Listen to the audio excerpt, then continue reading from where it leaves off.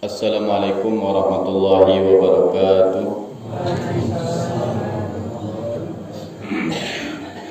Innal hamdalillah nahmaduhu wa nasta'inuhu wa nastaghfiruh wa na'udzu billahi min shururi anfusina wa min sayyiati a'malina. May yahdihillahu fala mudilla lahu wa may yudlil fala hadiya lahu. Asyhadu an la ilaha illallah wahdahu la syarika lah wa asyhadu anna Muhammadan abduhu wa rasuluhu la nabiyya wa la rasula ba'dah. Ya ayyuhalladzina amanu taqullaha haqqa tuqatih wa la tamutunna illa wa antum muslimun. Ya ayyuhan nasu taqu rabbakumul ladzi khalaqakum min nafsin wahidah وخلق منها زوجها وبث منهما رجالا كثيرا ونساء واتقوا الله الذي تساءلون به والأرحام إن الله كان عليكم رقيبا يا أيها الذين آمنوا اتقوا الله وقولوا قولا سديدا يصلح لكم أعمالكم ويغفر لكم ذنوبكم ومن يطع الله ورسوله فقد فاز فوزا عظيما. Amma ba'du. Hadirin jamaah rahimani Allah wa iyyakum jami'an. Pertama-tama marilah kita panjatkan puja dan puji syukur kita kepada Allah Azza wa Jalla yang telah menganugerahkan berbagai macam karunia dan juga nikmat, sehingga dengan karunia dan juga nikmat dari Allah Subhanahu wa taala, alhamdulillah pada kesempatan malam yang berbahagia ini kita kembali dipertemukan oleh Allah Subhanahu wa taala fi baitin min buyutillah, di antara rumah-rumah Allah Azza wa Jalla. Salawat dan salam semoga senantiasa tercurah limpahkan kepada Nabi besar kita, yakni Nabi Muhammad sallallahu alaihi wasallam, kepada keluarganya, sahabatnya, tabi'in, tabi'ut tabi'in, dan kepada seluruh umatnya yang mutaba'ah kepadanya sampai dengan hari kiamat. Bapak Ibu yang dirahmati Allah Subhanahu wa taala, yang saya muliakan, yang saya hormati penata acara, pengatur waktu, Bapak Ustaz Hafizahullah Ta'ala, yang telah memberikan kesempatan kepada saya, kemudian para tokoh masyarakat, para alim ulama, ustadzah anu hadir dina kesempatan anu berbahagia ieu, umumna seluruh warga masyarakat, bapak dan juga ibu yang mudah-mudahan senantiasa dirahmati dan diberikan taufik oleh Allah Azza wa Jalla. Alhamdulillah, merupakan kebahagiaan bagi saya kembali bisa bermuajahah, bertatap muka dengan bapak dan juga ibu pada kesempatan malam hari ini. Kalau tidak salah ini pertemuan yang kedua ibu ya, betul atau tidak Bu? Betul, alhamdulillah bisa kembali bermuajahah. Masya Allah, mudah-mudahan semuanya dalam lindungan Allah Subhanahu wa ta'ala. Kemudian saya mengucapkan jazakumullahu khairan katsira, terima kasih yang sebesar-besarnya atas doa dari bapak dan juga ibu, terkhusus untuk orang tua saya, bapak saya yang qadarullah wa masya'a fa'al, lillahi ma akhadha wa lillahi ma a'ta wa kullu syai'in indahu bimiqdar. Karena memang kita milik Allah Azza wa Jalla dan semuanya juga akan kembali kepada Allah Subhanahu wa taala. Qadarullah, orang tua saya 2 tahun silam ibu meninggal ketika saya baru beres kuliah. Kemudian hari Rabu kemarin bapak saya juga menyusul. Yang itu merupakan bagian daripada ujian bagi orang-orang yang beriman kayak. Karena memang Allah Subhanahu wa taala menyebutkan di dalam Al-Qur'an Salah satu contoh misalkan di dalam surat Al-Mulk ayat kedua, di mana Allah Subhanahu wa taala berfirman, "Alladzi khalaqal mauta wal hayata liyabluwakum ayyukum ahsanu amala." Dialah Allah Subhanahu wa taala yang telah menciptakan kehidupan dan kematian. Untuk apa? Liyabluwakum, supaya menguji kalian. Ayyukum ahsanu amala, siapa di antara kalian yang paling baik amalnya di sisi Allah Subhanahu wa taala.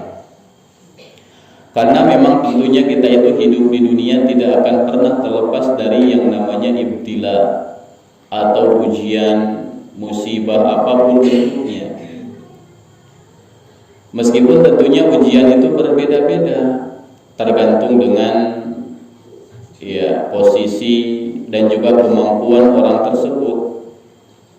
Pami bahasa Sunda nama kieu panginten Bu, aya jalmi nu ku Allah teh diuji hartana, aya jalmi nu ku Allah diuji jabatana, aya nu ku Allah Subhanahu wa taala diuji dengan ditinggalkan orang-orang yang dia cintai. Ada sebagian manusia yang diuji oleh Allah Subhanahu wa taala berupa berbagai macam penyakit, baik penyakit yang ringan, penyakit yang sedang, atau penyakit yang berat. Karena memang tidak mungkin ada orang yang mengatakan amantu billah, saya beriman kepada Allah Subhanahu wa taala, tapi dia tidak diuji. Karena ini merupakan sunnatullah, baik secara kauniyah atau secara syariah, bahwa setiap orang yang beriman itu pasti akan diuji oleh Allah Subhanahu wa taala. Ada orang yang alhamdulillah badannya sehat, fisiknya sehat, hartanya tidak ada masalah, ternyata dia diuji oleh Allah Subhanahu wa taala memiliki istri yang tidak salehah. Istrinya cerewet, sedikit-sedikit tukang ngambek. Kalau suaminya membawa uang sedikit, maka istrinya akan marah. Itu bagian daripada ujian. Maka kewajiban kita bersabar. Karena kan hidup manusia itu tidak akan terlepas dari dua perkara, Pak. Imma syukru wa imma sabru. Bisa jadi dia itu dalam keadaan bersyukur kepada Allah Subhanahu wa taala, kemudian yang kedua dia bersabar. Dan itu merupakan kebaikan bagi orang-orang yang beriman. Rasulullah SAW beliau bersabda, "Ajaban li amril mu'min, inna amrahu kullahu khair. La yakunu dzalika illa lil mu'min. In asabathu syarra'u syakara fakana khairan lah, wa in asabathu dharra'u sabara fakanat khairan lah." Di mana Rasulullah SAW beliau bersabda, sungguh sangat mengagungkan perkara seorang mukmin, bahwa seluruh perkaranya baik di sisi Allah Subhanahu wa taala. Apabila dia ditimpakan oleh Allah Subhanahu wa taala kemudahan, keluangan, kemudian kelapangan dalam rezeki, dia bersyukur kepada Allah Subhanahu wa taala, maka syukur itu baik bagi dirinya. Dan apabila dia diuji oleh Allah Subhanahu wa taala dengan musibah, dengan kesulitan, maka dia bersabar, maka sabar itu jauh lebih baik bagi dirinya.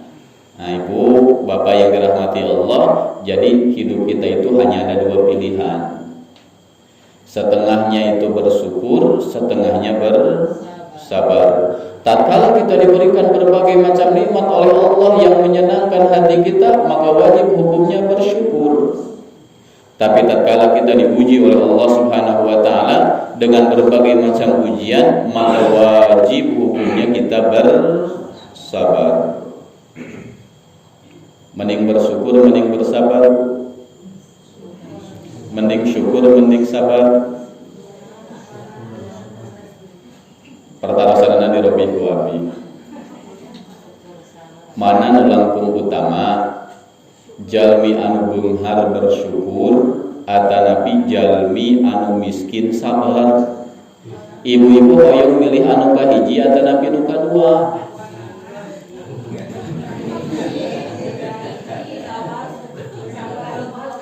Punten ka bapak-bapak yang maritaroskeun. Bapak hoyong janten jalmi miskin sabar atanapi kaya bersyukur. Hoyong nu mana?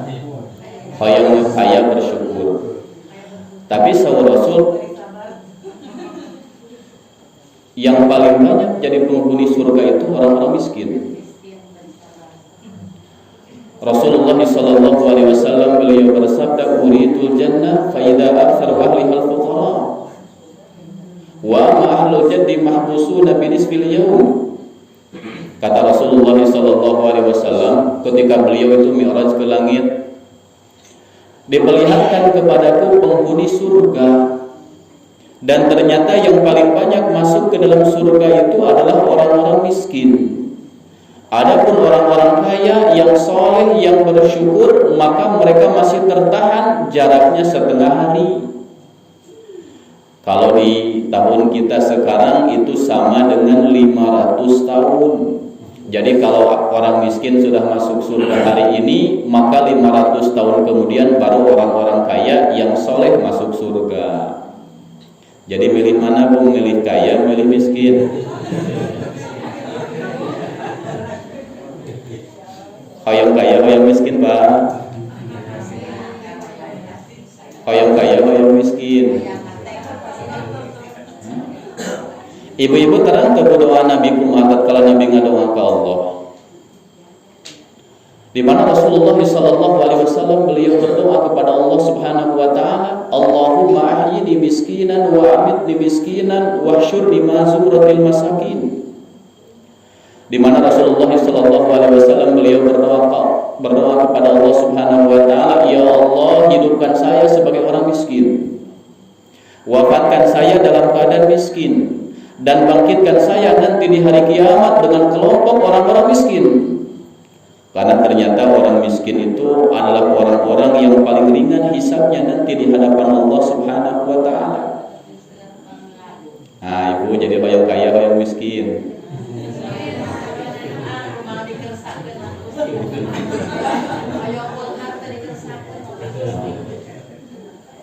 Tapi orang kaya memiliki berbagai macam keutamaan. Di mana dahulu di zaman Rasulullah SAW banyak orang yang datang kepada Rasul dan mengadukan. Orang-orang miskin mengadu kepada Rasulullah SAW. Di mana beliau mengatakan, "Zahaba ahlul duthur bil ujur." Wahai Rasul, sesungguhnya orang-orang kaya telah pergi dalam keadaan membawa pahala yang sangat banyak. Mereka sholat sebagaimana kami sholat, mereka saum sebagaimana kami saum. Akan tapi giliran mereka sedekah dengan harta, kita tidak bisa sedekah karena kita orang-orang miskin. Kemudian Rasul diberikan solusi, alaisa bikulli tasbihatin sedekah wa kulli takbiratin sedekah wa kulli tahlilatin sedekah. Bukankah setiap kalian bertasbih, bertahlil, bertakbir itu bagian daripada sedekah? Maka orang-orang miskin memperbanyak bertakbir, bertahlil dan bertasbih kepada Allah Subhanahu wa taala. Kemudian perkara itu juga diketahui oleh orang-orang kaya. Jalmi Bung Harga ternyata terangan aya deui amalan luar biasa nyaeta amal lisan. Diturutan deui ta ku jalmi-jalmi anu kaya. Maka orang-orang miskin ketika itu ngomong, aduh kasaingan deui. Maka Rasulullah SAW beliau menyebutkan dzalika fadlullah yutihi may yasha. Itu merupakan keutamaan Allah yang Allah berikan kepada siapapun yang Allah kehendaki. Ternyata dalam perkara ini karena orang kaya memiliki manfaat yang jauh lebih banyak, maka Rasul menyebutkan bahwa itu merupakan keutamaan yang Allah Subhanahu wa taala berikan kepada siapa yang Allah Subhanahu wa taala kehendaki. Ini keutamaan orang kaya. Sekarang kalau kita ingin sedekah membutuhkan harta. Betul atau tidak, Bu? Betul. Kita mau bangun sekolah, bangun masjid itu juga butuh harta. Kita mau melaksanakan haji, melaksanakan ibadah umroh itu juga membutuhkan harta. Kita ingin menyantuni anak-anak yatim, orang-orang miskin. Kemudian ingin membuat lembaga pendidikan, membuat sekolah, membuat madrasah, itu juga membutuhkan kepada harta. Berarti dalam perkara ini yang kaya jauh lebih bermanfaat. Jadi Bapak dan Ibu inginnya yang mana sekarang? Kaya. Pernah ditanyakan oleh Imam Ibnu Qayyim al-Jauzi kepada gurunya Syekhul Islam Ibnu Taimiyah rahimahullahu taala, di mana beliau bertanya, "Wahai Syekh, mana yang lebih utama? Apakah orang yang miskin bersabar atau orang yang kaya bersyukur?" Maka kata gurunya, beliau mengatakan yang paling mulia di antara keduanya adalah mereka yang paling bertakwa. Yang paling bertakwa, karena kedua-duanya memiliki keutamaan yang luar biasa. Yang miskin bersabar, luar biasa pahalanya. Yang kaya bersyukur juga luar biasa pahalanya. Tidak ada perbedaan di antara keduanya. Tapi untuk menentukan siapa di antara keduanya yang paling mulia adalah siapa di antara mereka yang paling takwa. Karena Allah Subhanahu wa taala berfirman, "Inna akramakum indallahi atqakum." Sesungguhnya yang paling mulia di antara kalian di sisi Allah adalah orang yang paling takwa di antara kalian. Berarti kalau kita ditakdirkan misalkan oleh Allah Subhanahu wa taala menjadi orang kaya, maka wajib bersyukur. Dan para ulama menyebutkan asyukru tatadammanu fi thalathati asya. Yang namanya bersyukur itu tercermin dari 3 perkara. Yang pertama al-i'tirafu bil qalbi, di mana orang itu harus mengakui di dalam hatinya bahwa seluruh nikmat itu bersumber dari Allah Subhanahu wa taala. Kemudian yang kedua at-tahaddatsu bil lisan. Kemudian yang kedua dia membicarakan dengan lisannya, dia mengucapkan alhamdulillah, segala nikmat itu semuanya datang dari Allah Subhanahu wa taala. Dan seseorang, Bu, Bapak yang dirahmati Allah, tatkala diberikan nikmat apapun jenisnya, maka wajib untuk diceritakan. Ini perintah Allah. Allah berfirman di dalam surat apa? Ad-Duha, Allah berfirman, "Wa amma bi ni'mati rabbika fahaddits." Adapun nikmat Rabb fahaddits, maka ceritakanlah. Jangan sampai ada orang diberikan nikmat oleh Allah kemudian dia ceritakan kepada tetangganya sesuatu yang berbeda. Dia memiliki harta tapi yang diceritakan berbagai macam keluh kesah kepada tetangganya, maka ini tidak boleh. Kemudian yang ketiga, bil jawari, yaitu dengan anggota badan. Bagaimana caranya kita menggunakan nikmat yang telah Allah berikan kepada kita untuk melaksanakan berbagai macam ketakwaan dan keimanan kita kepada Allah Subhanahu wa taala. Karena Allah menyebutkan fama bikum min ni'matin fa minallah, teu aya hiji nikmat anu diperoleh ku manusia kecuali sadayana ti Allah. Nikmat sehat, nikmat biasa ningali, nikmat pandangan, nikmat sampean, nikmat pendengaran, nikmat lisan, itu semua dari Allah yang kita diperintahkan untuk menggunakan semua nikmat itu untuk keimanan dan ketakwaan kita kepada Allah. Laras tabu? Setuju? Siap mengamalkan? Taib. Urang kan dipasian soca punya nikmat, bukan nikmatnya luar biasa. Urang biasa ningali warna ieu hejo, ieu bodas, ieu hidung, ieu koneng, ieu buruk, eta teh nikmat soca luar biasa. Tapi ternyata seueur keneh jalmi anu dipapari nikmat soca ku Allah tapi justru malah digunakeun kangge maksiat. Beri tepercanten manggawe urang muhasabah masing-masing. Ibu-ibu ayeuna ngagaduhan televisi di bumi Bu. Nu sok ditingali ku soca teh naon? Ketaatan ka Allah atau nabi kemaksiatan? Tah eta masalahna. Angkat dengan ibu-ibu ayeuna nu resep teh ningali sinetron anu bobogohan. Sinetron naon Ibu? Si Andin. So, terkadang ieu mah kami urang we sadayanya sebagai bentuk muhasabah. Karena ternyata engke tatkala urang melaksanakan kemaksiatan kepada Allah itu akan berpengaruh yang sangat luar biasa kepada hati kita. Tatkala urang ayeuna dipapari nikmat ku Allah Subhanahu wa taala, nikmat soca urang tiasa ningali, tapi ternyata eta nikmat lebih sering digunakan kangge maksiat ka Allah dibanding kangge ketaatan ka Allah Subhanahu wa taala. Pami urang ayeuna ningali sinetron sajam 2 jam asa kirang keneh. Tapi giliran eta soca digunakan kangge membaca Al-Qur'an, setengah jam terus terasa lama. Tapi ingat orang engke di hari kiamat bakal diminta pertanggungjawaban. Karena Allah Subhanahu wa taala berfirman, "Tsumma latus'alunna yawma idzin 'anil na'im."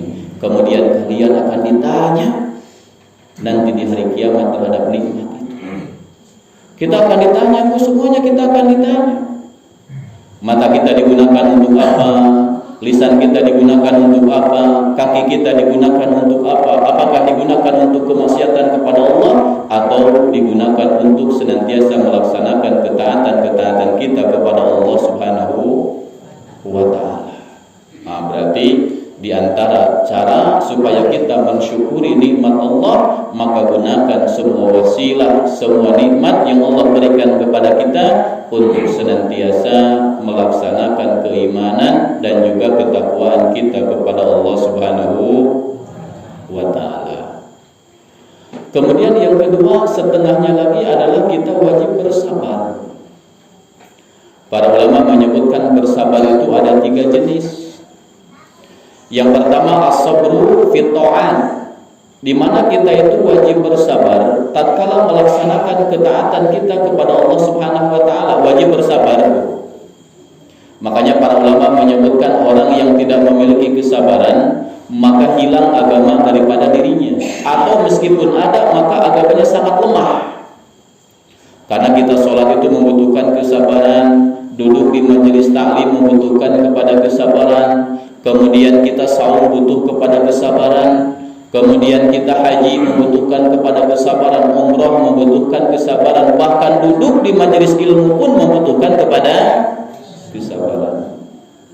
Karena terkadang Pak, pamijalmi itu sabaran masuk hayang gura-giru rengse pengawasan. Tinggal ya ngajak cenah ustaz dilar-dilar teuing cenah hampekeun materi teh. Ieu geus cangkel cenah hoyong kuy.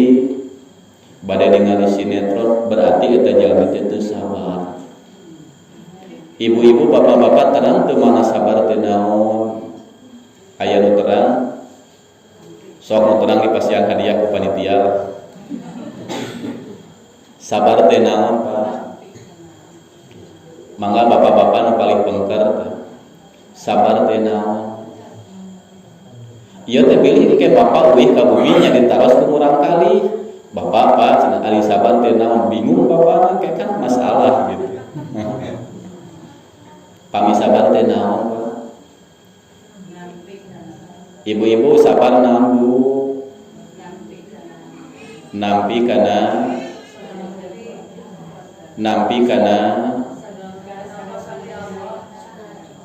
segala rupi katantosan ti Allah.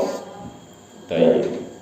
Saur para ulama as-sabru habsun nafsi anil jada'i wal lisani anil tasyaqqi wal jawarihi andur bil hudud wa syaqqil juyur.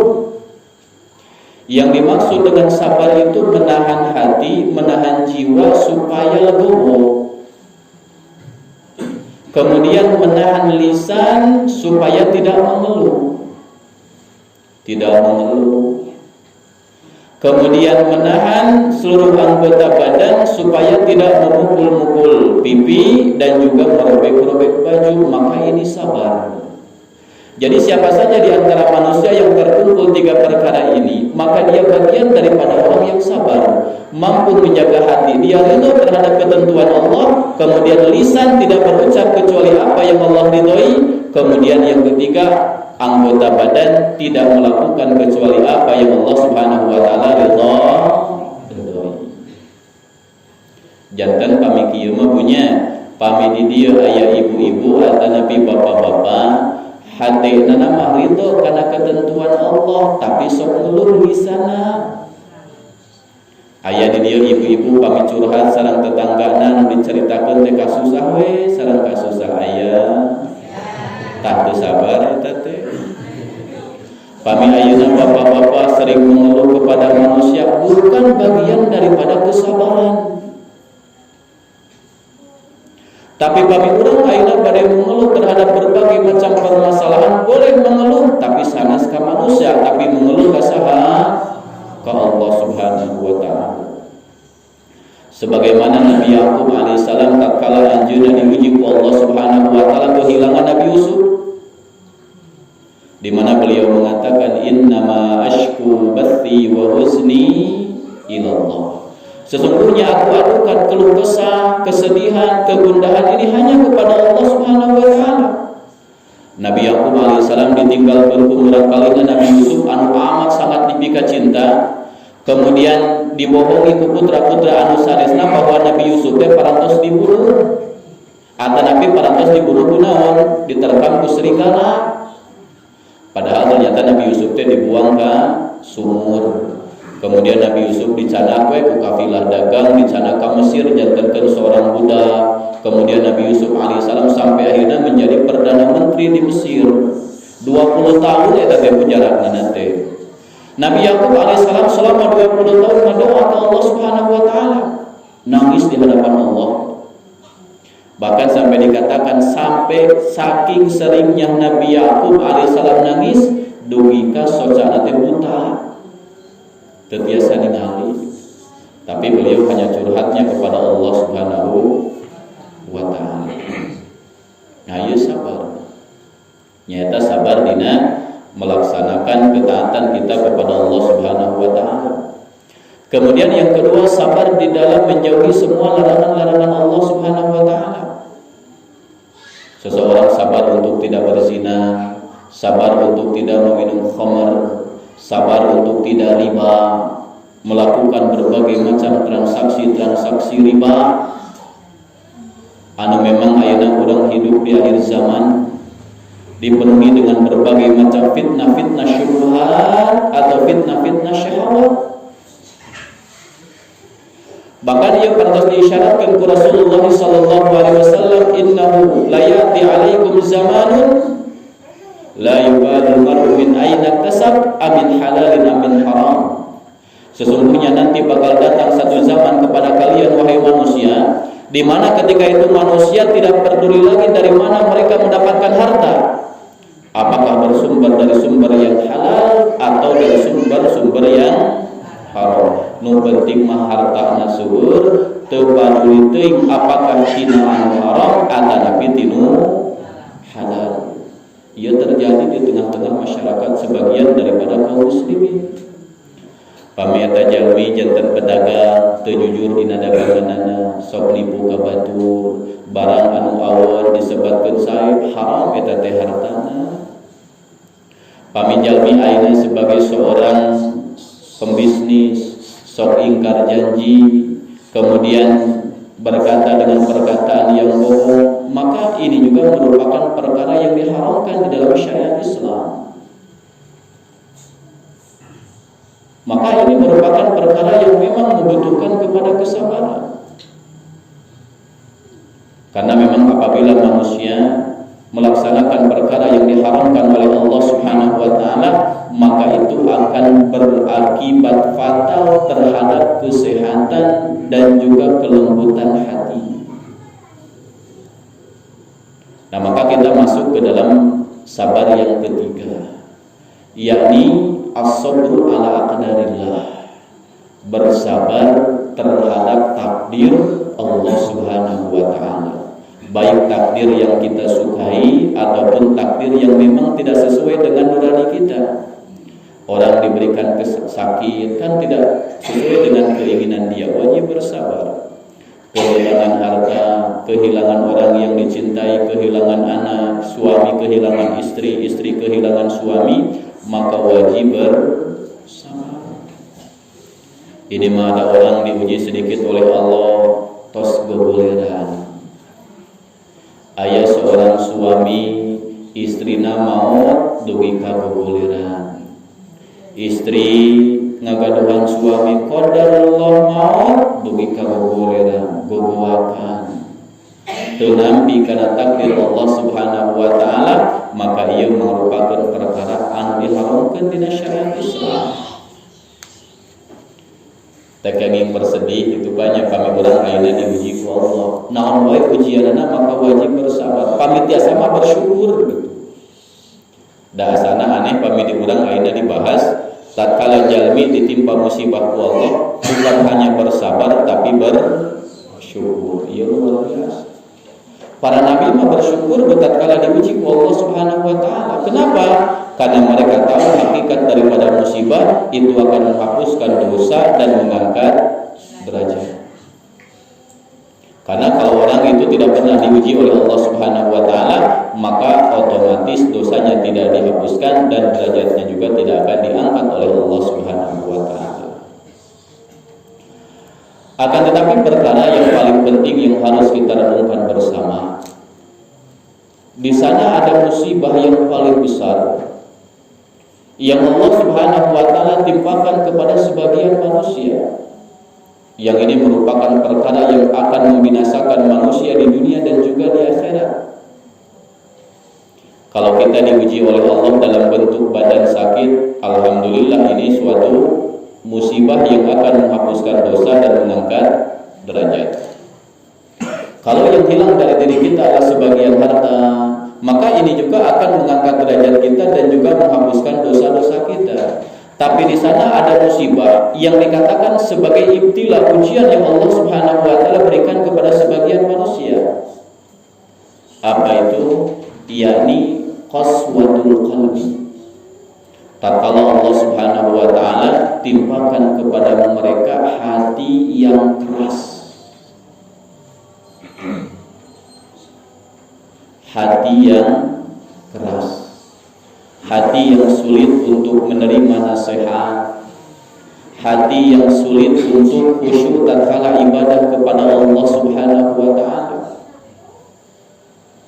Kadang-kadang dengan orang sok kuping ku sebagian perkataan manusia, cenah rasa-rasana abi teh salat teh 10-an tahun, tapi da asal teh teu acan pernah merasakan khusyuk dina salat.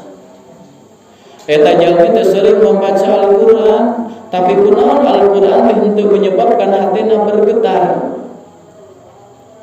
Padahal Allah Subhanahu wa taala berfirman di dalam Al-Qur'an, "Innamal mu'minuna alladzina idza dzukirallahu wajilat qulubuhum wa idza tuliyat 'alaihim ayatuhu zadatuhum imana." Lihat.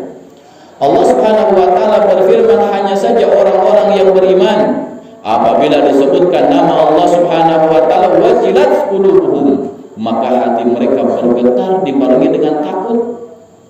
Kalimat al-wajal di dalam bahasa Arab itu bimana al-khauf ma'al irtijaf. Maksud daripada wajal itu yaitu rasa takut dibarengi dengan bergetarnya hati, saking takutnya kepada Allah Subhanahu wa taala. Wa idza tuliyat 'alaihim ayatuhu zadatuhum imana. Kemudian apabila dibacakan ayat-ayat Allah, apabila dibacakan Al-Qur'an, maka keimanannya langsung bertambah.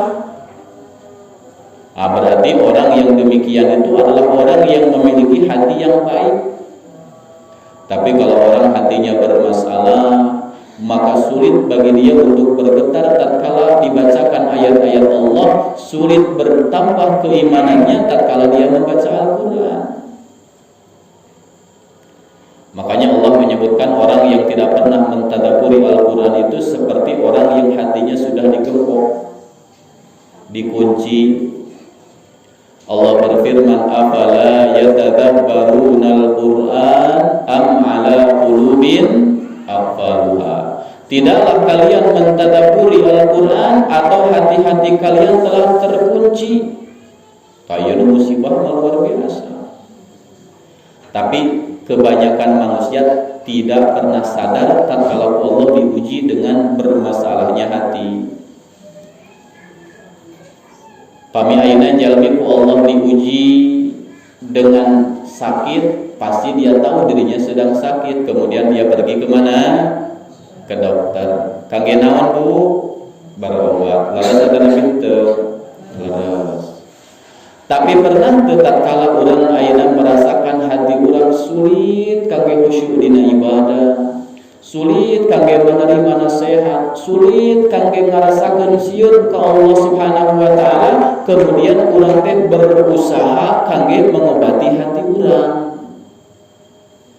Dan memang dokter anu paling sulit ku urang dipilari nyaeta dokter hati. Kami ibu-ibu di dia di Ciamis milarian dokter mata insyaallah seueurnya. Kemudian milarian dokter naon di dokter kulit seueur, dokter THT seueur, tapi giliran dokter hati sulit. Sareng biasana manusia teh paling alim di obatan hatena. Ieu mah diakui atanapi henteu leres pasti kitu. Padahal di antara obat hati anu paling mujarab teh nyaeta sering-sering datang ka majelis taklim. Saur para ulama jalmi anu sering datang ka majelis taklim, ku Allah bakal dijantenkeun hatina menjadi hati yang lembut. Taya ibunya obatna Bu. Bilih di dia aya ibu-ibu nu ngagaduhan suami nu temperamen galak. Cobian cana ka majelis taklim sing dulu. Mudah-mudahan janten bager. Atanapi di dia bapak-bapak ngagaduhan suami ngagaduhan istri anu galak, cerewet, kemudian sok nyarekan kanu janten suamina diajak ka majelis taklim, mudah-mudahan berubah. Ieu matos ngagaduhan istri cerewet teu pernah diajak ka majelis taklim nya atuh loba-loba. Angat geuningan rata-rata dari urang mah lalaki teh sok areleh kudu janten istrina.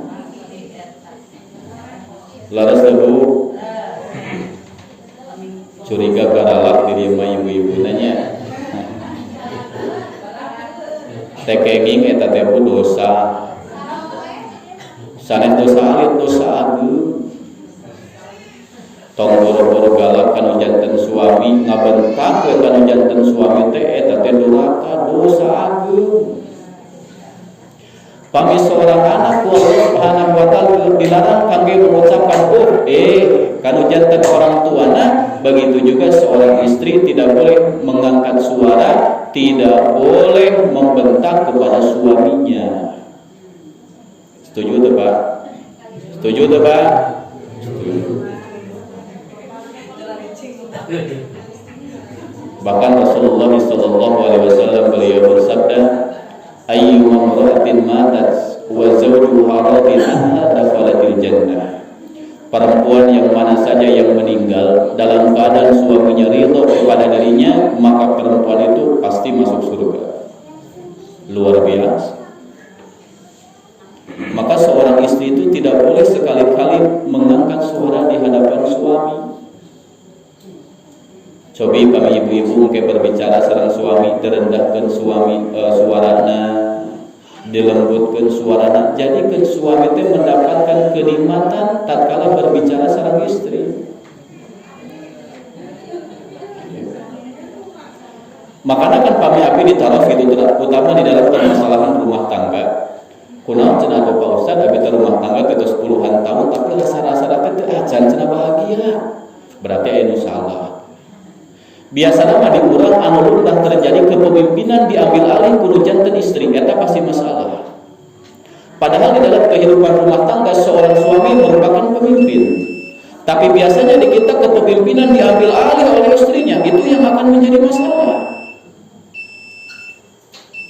Makanya kan kata orang kalau suaminya bintang 3, istrinya bintang 4. Nah ini sumber masalahnya. Apalagi kalau ada istilah seorang suami takut sama istri, ini lebih musibah lagi. Tidak boleh takut kepada istri. Tidak boleh seorang suami merasakan takut kepada istri, tapi seorang suami wajib menghormati istri. Bisa dibedakan nggak? Ini mah kadang-kadang lihat seorang suami kata istrinya, Pak duduk, Pak berdiri. Astagfirullah, tidak memiliki kemampuan. Ini musibah. Tidak boleh. Awas bagi ibu-ibu yang dirahmati Allah Subhanahu wa taala, jangan sekali-kali membentak kepada suami. Ini dosa besar, bukan dosa kecil, dosa besar. Yang dimana nanti di hadapan Allah Subhanahu wa taala masing-masing akan diminta pertanggungjawaban. Kalau suami bentak istri dosa atau tidak, tergantung sikon dan kondisi.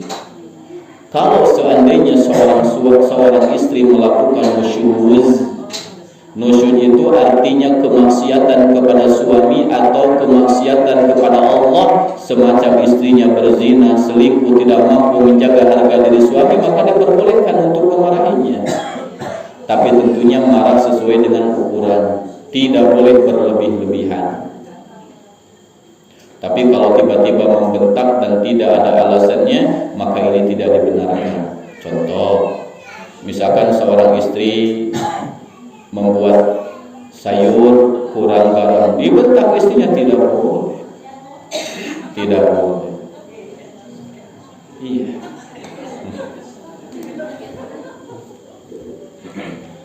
Jemaah yang dirahmati Allah Subhanahu wa taala, ini yang paling sulit untuk kita cari hari ini adalah dokter yang memperbaiki hati.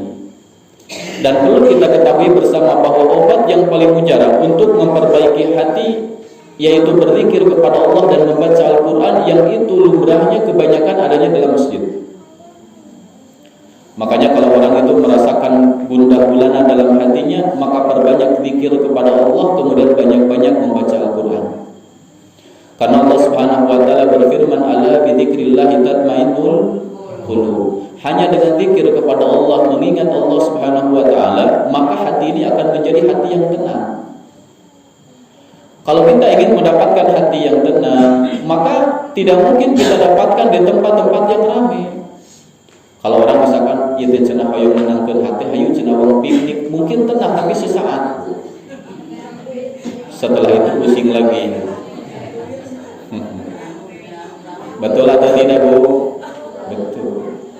Karena yang memiliki hati kita itu Allah. Dan kalau kita ingin diberikan ketenangan hati kita oleh Allah Subhanahu wa taala, maka dekati Allah Subhanahu wa taala. Zikir kepada Allah Subhanahu wa taala. Tapi kita bersyukur nih kepada Allah Subhanahu wa taala apabila kita itu diberikan hati yang masih sehat. Karena para ulama menyebutkan, ya sebagaimana yang juga dikatakan oleh Imam Al-Ghazali rahimahullahu taala, Abu Hamid Al-Ghazali, di mana beliau juga mengatakan bahwa hati yang dimiliki oleh manusia tidak akan terlepas daripada 3 perkara atau 3 jenis hati. Yang pertama ada yang dinamakan dengan al-qalbus salim, yaitu hati yang sehat, hati yang selamat. Ini merupakan hati orang-orang yang beriman dari kalangan para nabi, para rasul, dan orang-orang soleh. Makanya Allah Subhanahu wa taala menyebutkan nanti di hari kiamat, yauma la yanfa'u malu wala banun illa man atallaha biqalbin salim. Ingatlah pada suatu hari yang tidak lagi bermanfaat harta dan juga anak, kecuali orang yang datang kepada Allah Subhanahu wa taala dengan membawa hati yang selamat. Apa yang dimaksud dengan hati yang selamat? Kata para ulama, hati ini selamat dari berbagai macam fitnah. Baik fitnah syahwat, syahwatnya hawa nafsu. Karena biasa namakan yang paling banyak melalaikan manusia karena mengikuti hawa nafsu. Hawa nafsu ingin memiliki harta yang banyak, ingin memiliki ini, memiliki itu, sehingga dia korbankan agama. So kita lihat hari ini, Bu, banyak sekali umat Islam yang meninggalkan sholat. Kenapa? Karena sibuk dengan pekerjaan. Dia menjual akhirat untuk mendapatkan dunia. Nah, orang yang seperti ini adalah orang-orang yang mengikuti hawa nafsunya. Bahkan ada orang gak peduli halal, gak peduli haram, yang penting dia mendapatkan apa? Mendapatkan harta yang banyak. Itu fitrah dan tabiat manusia memang seperti itu. Manusia itu merupakan makhluk yang serakah, tidak akan pernah merasakan cukup. Kalau dia terus mengikuti hawa nafsu. Leres, Pak? Bapak-bapak merasa cukup atau tidak, Pak? Cukup dengan harta, Pak? Cukup. Ini mas sengaja biar tidak ngantuk bapak-bapak karena sudah banyak yang ngantuk. Jawab jujur, Pak.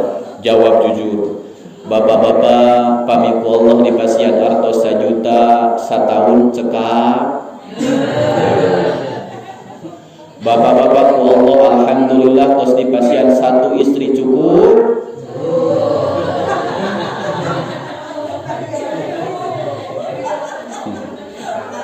Iya mah ibu-ibu nu ngawalerna. Cukup, Pak? Cukup, alhamdulillah, berkah. Karena kan di dalam kehidupan kita yang kita inginkan itu keberkahannya. Para ulama menyebutkan al-barakatu ziyadatun fil khairi wastimrar. Yang dimaksud berkah itu adalah ditambah dari sisi kebaikan kemudian terus-terusan ada. Ini berkah. Ada orang yang Allah berikan satu istri berkah, masya Allah, alhamdulillah. Tapi ada orang yang istrinya banyak, sedikit-sedikit cerai, kawin, itu tidak berkah. Buat apa seperti itu? Karena memang kehidupan kita itu ingin diberkahi oleh Allah Subhanahu wa taala. Begitu juga dalam harta. Meskipun tentunya manusia yang mereka pengekor kepada hawa nafsu, maka mereka tidak akan pernah merasakan kenyang daripada yang namanya harta. Rasulullah sallallahu alaihi wasallam beliau bersabda, "Law anna li Adam wadiyan min dhahabin ahabba an yakuna lahu wadiyani, wa lan yamla'ahu illa turab."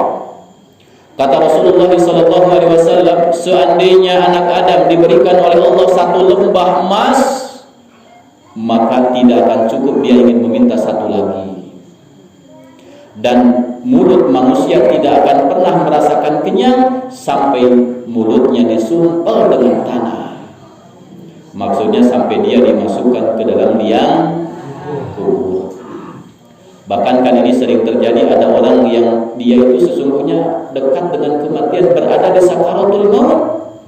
Yang dia pikirkan itu dunia dan dunia. Dia wasiatkan kepada anaknya, awas ini rumah belum selesai, ini kendaraan masih kredit. Dia masih memikirkan dunia. Padahal dia sebentar lagi akan berjumpa dengan Allah Subhanahu wa taala. Ini musibah. Ini musibah. Makanya orang yang paling berbahagia itu adalah orang yang Allah berikan kecukupan dan dia diberikan sifat qanaah oleh Allah. Rasulullah sallallahu alaihi wasallam beliau bersabda, "Qad aflaha man aslama wa ruziqa kafafan wa qanna'ahu Allahu bima atah." Sungguh telah beruntung orang-orang yang beragama Islam, beruntung dia. Kemudian orang yang diberikan kecukupan oleh Allah Subhanahu wa taala rezekinya, Allah berikan kecukupan. Karena memang kecukupan ini merupakan perkara yang paling dibutuhkan oleh manusia. Ibu-ibu telah tercukupi kebutuhannya, Bu? Alhamdulillah. Bapak-bapak telah terpenuhi kecukupannya, kebutuhannya? Alhamdulillah. Banyak-banyak memuji Allah Subhanahu wa taala dan tidak boleh mengeluh. Wa qanna'ahu Allahu bima atah. Dan orang ini diberikan sifat qanaah, rasa cukup oleh Allah Subhanahu wa taala. Dia akan menjadi orang yang bahagia. Nah, apabila orang ini senantiasa mengikuti hawa nafsu dalam kehidupannya, maka mustahil bagi orang tersebut merasakan cukup terhadap harta yang Allah Subhanahu wa taala berikan. Kemudian fitnah yang kedua yaitu fitnah syubhat, yaitu kerancuan-rancuan di dalam masalah agama. Ini juga musibah.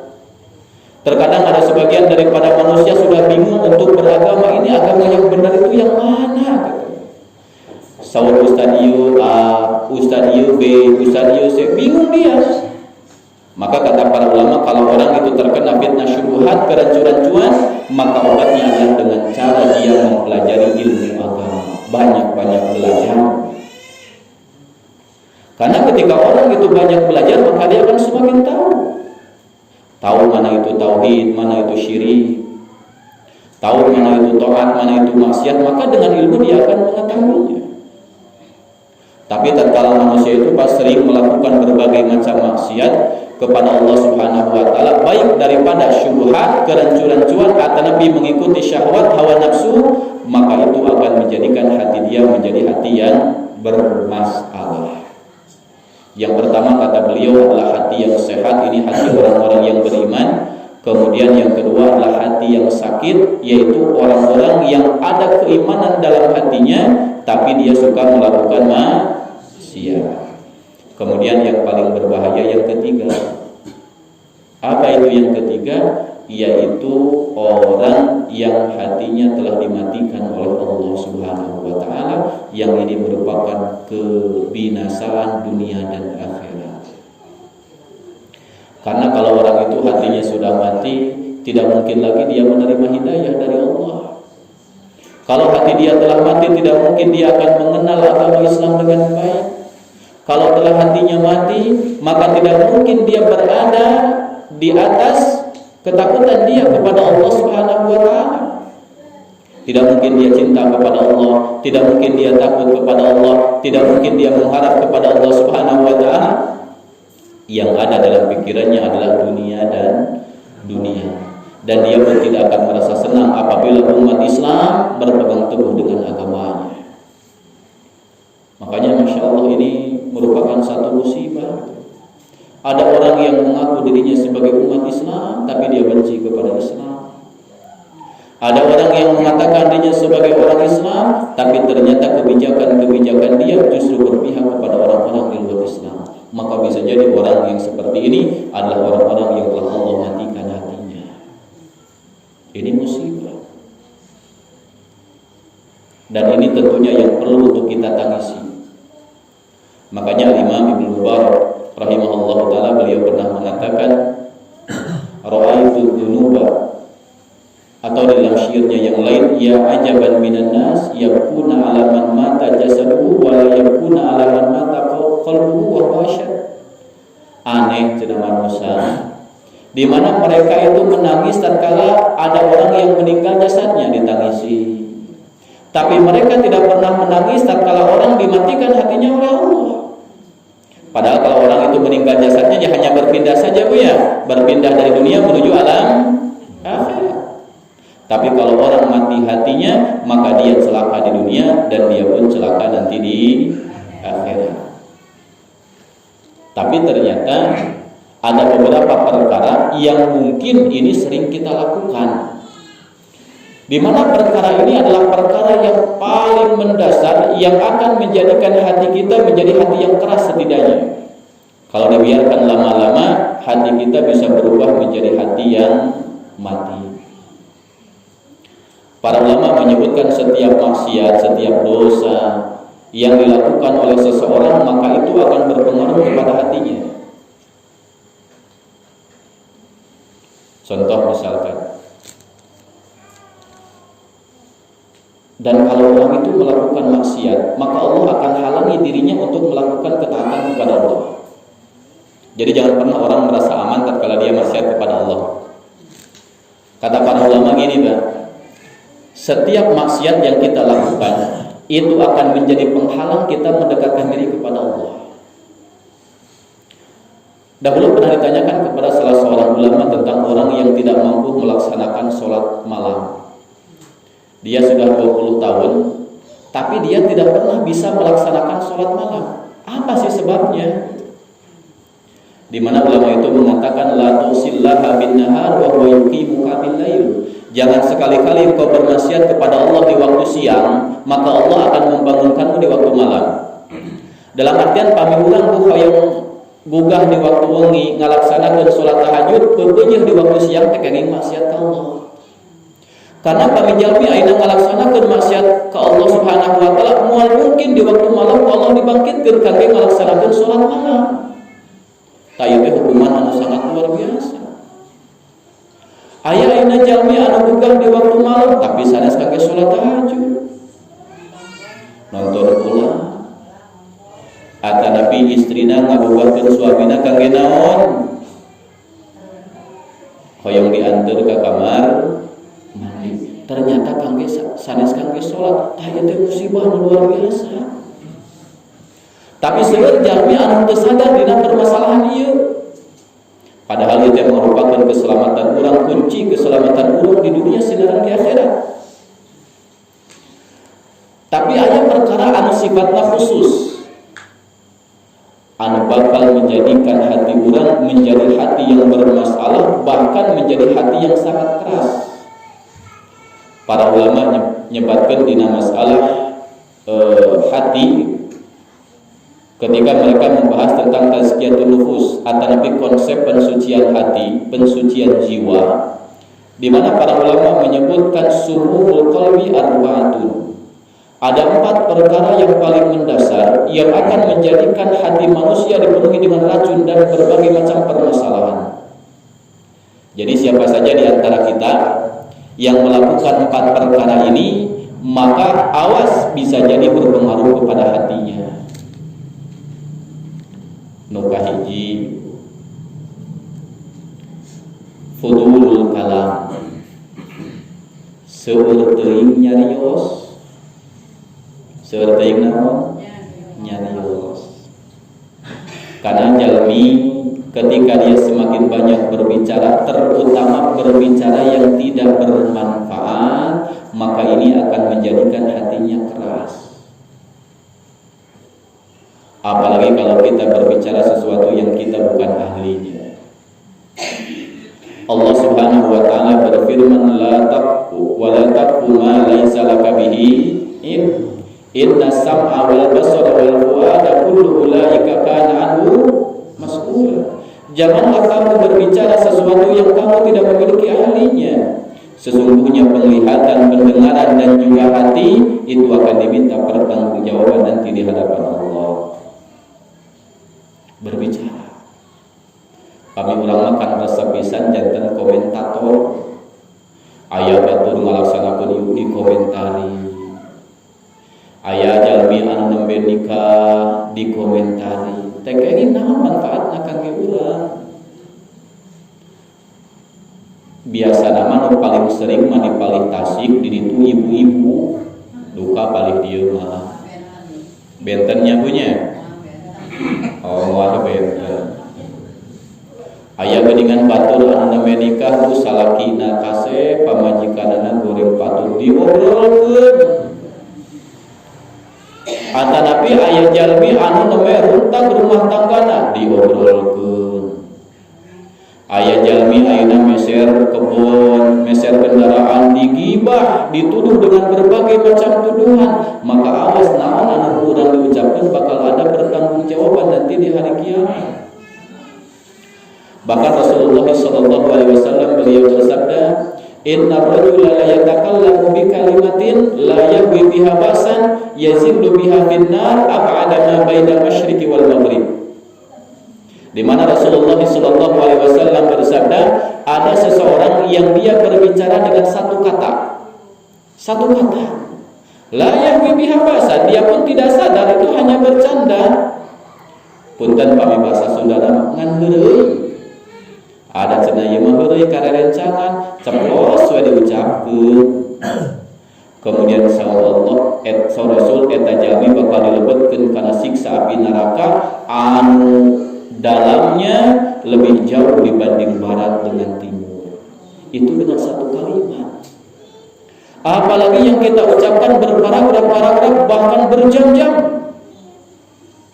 Masya Allah, ini berat. Makanya Rasulullah SAW beliau bersabda, "Man kana yu'minu billahi wal yawmil akhir falyaqul khairan aw liyasmut." Barang siapa yang beriman kepada Allah dan hari akhir, maka hendaklah dia berbicara yang baik atau lebih baik. Iya. Siap diamalkeun, Bu. Bapak-bapak siap diamalkeun, Pak. Alhamdulillah cenah Pak Ustaz abi mah pamanyarios masa alit. Tapi eta update status di media sosial. Aya di dieu ibu-ibu ataupun bapak-bapak anu sering ngagibah batur di media sosial. Aya batur diucapkan di media sosial ditulis. Aya maka pokoknya ieu teh hukumanna teh sami sareng naon anu urang diucapkeun. Karena para ulama ahli usul di mana mereka mengatakan al-kitabatu tunazzilu manzilatal kalam. Di mana tulisan kedudukannya sama dengan apa yang kita ucapkan. Apa yang kita tulis sama dengan apa yang kita ucapkan. Makanya kami ada seorang suami, kemudian dia mentalak istrinya dengan tulisan dengan WhatsApp, tulisan di WhatsApp, atau di status media sosial, maka jatuh talaknya. Sebagaimana ketika dia mengucapkan kalimat talak secara langsung, maka tidak ada perbedaan. Makanya hati-hati apa yang kita tulis di media sosial, apa yang kita ucapkan, maka ini merupakan perkara yang akan ada pertanggungjawaban. Berarti orang yang terlalu banyak berbicara dalam perkara yang tidak bermanfaat akan menjadikan hatinya menjadi hati yang keras. Itu bagian pertama. Yang kedua, fudulun nazar, terlalu banyak melihat. Terlalu banyak melihat aja dengan kena diwanya. Urang mah seueur nyarios, seueur ningali. Naon anu ditingali ku urang? Anu haram. Cenah Pak Ustad aya mah sinetron teu haram saur saha. Kan anu urang ditingali dina eta sinetron teh aya jalmi lelaki dan perempuan berpelukan, bukankah ini sesuatu yang haram? Kemudian bapak-bapak misalkan ningali dina sinetron aya seorang perempuan yang tidak menutup auratnya, rambutnya ditingali, pahanya ditingali, bukankah ini merupakan sesuatu yang haram? Makanya perintah Allah Subhanahu wa taala, "Qul lil mu'minina yaghuddu min absarihim wa yahfadhu furujahum." Wahai Nabi, katakan kepada orang-orang yang beriman dari kalangan laki-laki, tundukkan pandangan dan jagalah kemaluan. Wa qul lil mu'minati yaghuddna min absarihinna wa yahfadhna furujahunna. Dan katakanlah kepada seorang muslimah wanita supaya mereka menundukkan pandangan dan juga menjaga kemaluan. Allah menggandengkan menjaga mata dengan menjaga kemaluan. Kenapa demikian? Karena terjadinya perzinahan awal mulanya dari penglihatan, pandangan. Maka pamijalmi tidak mampu menjaga pandangan, otomatis eta jalmi ge moal mampu menjaga kemaluan. Tapi pamijalmi mampu menjaga pandangan, insyaallah eta jalmi ge mampu menjaga kemaluan. Dasar Rasul sallallahu alaihi wasallam geuningan an-nadru sahmun masmumun min sihami iblis. Yang namanya penglihatan itu merupakan panah beracun daripada panah-panah iblis.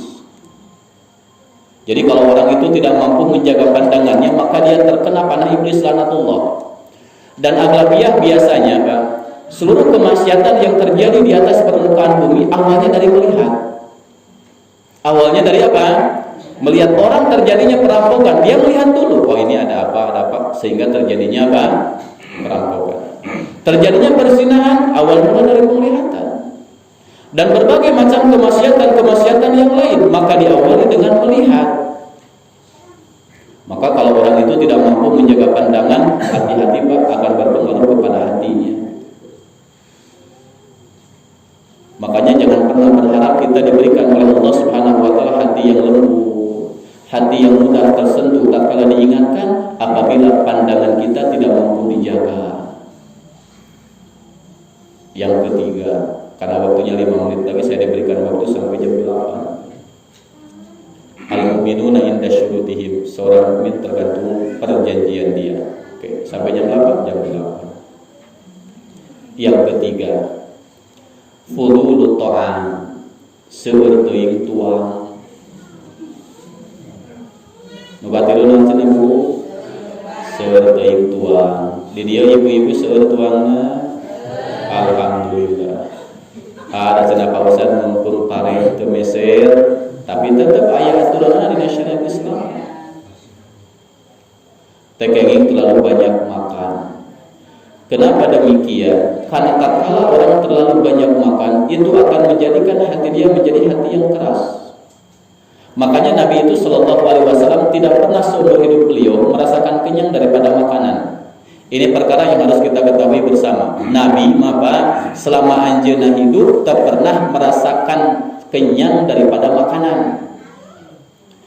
Di riwayat Bukhari sareng Muslim ditampi ti sahabiat yang mulia Aisyah radhiyallahu taala anha, di mana Aisyah radhiyallahu taala anha beliau mengatakan, kana Rasulullah sallallahu alaihi wasallam wa ahlu baitihi lam yashba min ta'amin mundu hajara min Makkah ila Madinah.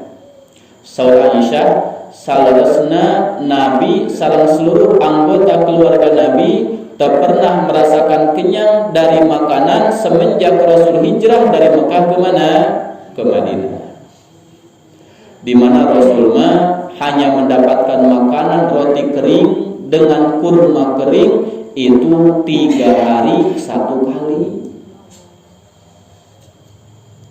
Hatta tawaffahullah, saudara Isa, eta peristiwa dan terus-terusan terjadi sampai Allah mewafatkan Rasul. Luar biasa. Tapi tinggal kumaha ibadah Nabi, kumaha ketakutan Nabi kepada Allah. Kenapa? Karena Rasul tidak pernah merasakan kenyang daripada makanan. Makanya tatkala orang itu semakin banyak makan, maka semakin besar godaan setan kepada dirinya. Di mana Rasulullah SAW beliau bersabda, "Dayyiqu majari syaitani bis-siyam." Sempersempit jalan-jalan setan yang ada dalam tubuh kita dengan cara melaksanakan ibadah saum. Maka saum itu merupakan ibadah yang sangat luar biasa. Biasanya apabila orang melaksanakan saum, maka godaan setan itu akan menjadi lemah. Tapi kalau orang itu terlalu banyak makan, maka dia akan terlalu besar godaan setan kepada dirinya. La ta'kulu katsiran fatashrabu katsiran. Jangan kalian banyak makan, maka kalau orang banyak makan, maka dia pasti akan banyak minum. Ya mas satu kesatuan punya. Pami urang tuangna seueur otomatis minumna oge seueur. Fatanamu katsiran. Maka pami tuangna seueur, ngaleutna seueur, otomatis kulumna oge seueur. Fatah saru kasiron, maka ruginya juga akan banyak. Tapi dari urang mah pami tuang teu acan teureum asa teu acan puasnya. Angkat pilih di dia aya ibu-ibu pecinta kuliner bu. Aya dengan sebagian jalmi anu kerja di tuang sareng tuang. Bahkan tuangan di mana wae terkenal enak didatangi gitu. Bahkan aya jalmi demi makanan rela sampai keluar kota. Aya musibah gitu. Tapi eta jalmi teu pernah safar untuk mempelajari ilmu. Tapi untuk makanan. Seolah-olah hidup dia untuk makan. Maka kan kata Rasulullah SAW, "Ma mal'abnu Adam wi'aan syarran min batnihi." Teu aya hiji ge bejana anu diisi ku anak Adam anu paling buruk melainkan patuangan. Patuangan mah aya naon wae lebetnya, aya harta haram lebet, aya harta halal lebet, aya nu syubhat lebet, gorengan lebet, sadayana lebet kana patuangan mah. Patuangan manusia apa? Tapi pami urang ayeuna ngagaduhan sato, ayeuna pami bapak-bapak ngagaduhan domba, kan cukup unggul banyak. Tapi manusia mah jenis jukut-jukutan lebet, lalap-lalapan eta sok dituang daun sampul. Lalap-lalapan lebet sadayana, daging-dagingan lebet. Tapi pami urang ningali singa, harimau mah kan daging-dagingan unggul tuangan teh gitu. Tapi manusia mah segala dituang.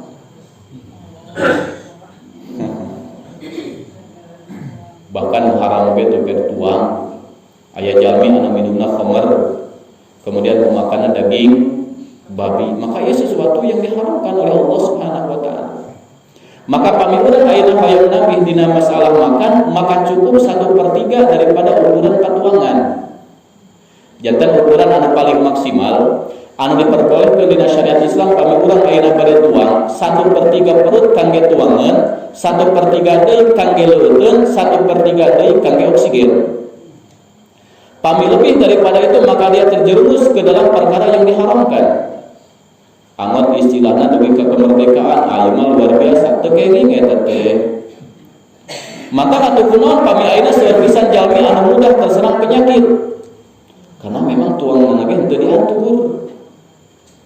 Nu penting mah enak langsung dituang dugi ka turap, awas akan menimbulkan berbagai macam penyakit. Karena biasanya jalmi pami seueur tuang teh sulit kangge ngalaksanakeun ibadah ka Allah. Leres adalah pintu. Leres. Kurang asok ditinggali dengan sasi Ramadan banyak.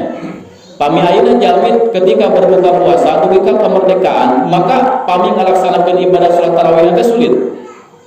Teu kiat. Bahkan ngantuk akhirna tidur henteu ngalaksanakeun ibadah salat tarawih kunaon karena tidak mampu menjaga makanan. Maka perkara yang paling besar tatkala manusia ayeuna tidak mampu menjaga makanan, apalagi berlebih-lebihan dalam makan, hati-hati akan menyebabkan hatinya menjadi hati yang keras. Kemudian yang terakhir, fudulul mukhalatah, terlalu banyak bergaul. Bergaul saya, tapi pami berlebih-lebihan dina bergaul, maka ia akan terjerumus ke dalam perkara yang melalaikan.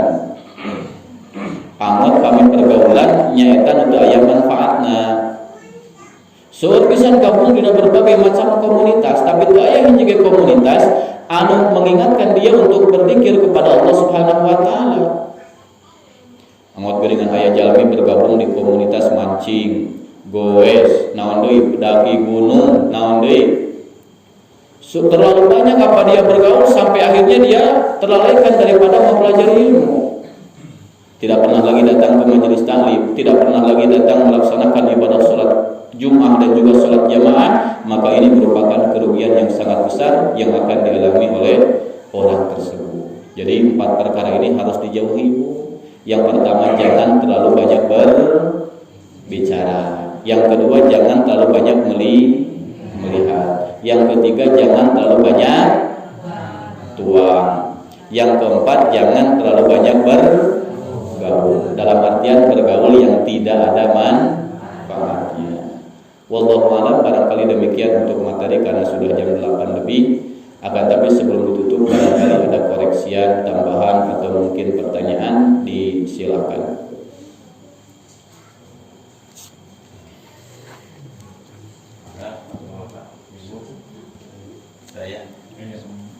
Saya.